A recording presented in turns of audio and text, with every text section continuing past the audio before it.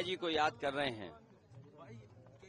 वहीं दूसरी दुखद खबर भी मिली है कि देश के बड़े कारोबारी उद्योगपति रतन टाटा जी भी हमारे बीच नहीं रहे हैं।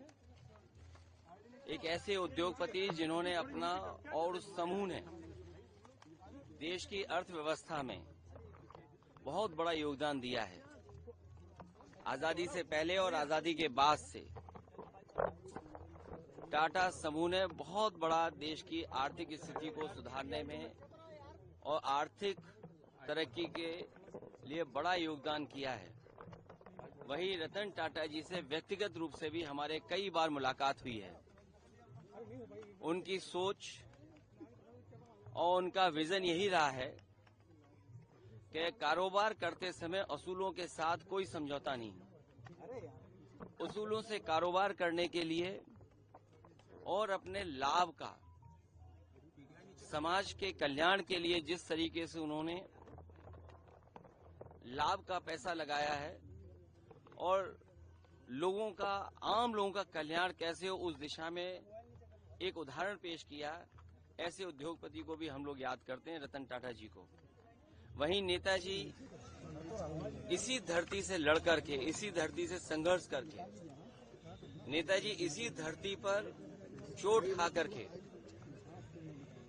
धरती पुत्र के नाम से जाने गए और राजनीति के बड़े बड़े उतार चढ़ाव में नेताजी ने समाज को, राजनीति को हमेशा दिशा देने का काम किया।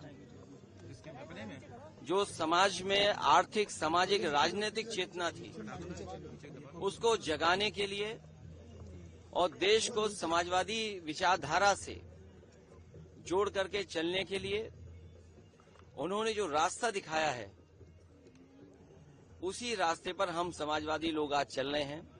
और आज के दिन जब नेताजी को हम लोग याद कर रहे हैं तो संकल्प लेते हैं कि समाजवादी मूल्यों को और समाजवादी सिद्धांतों को और बढ़ा करके लोगों के जीवन में कैसे बदलाव आए।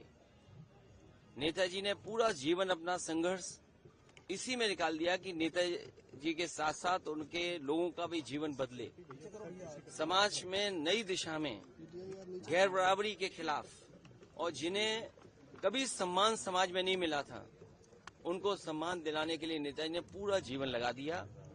वही हमारे अस्तित्व भी है और उन्हीं के रास्ते पे चल करके इस समाजवादी सिद्धांत को और मजबूत बनाने का काम हम लोग करेंगे।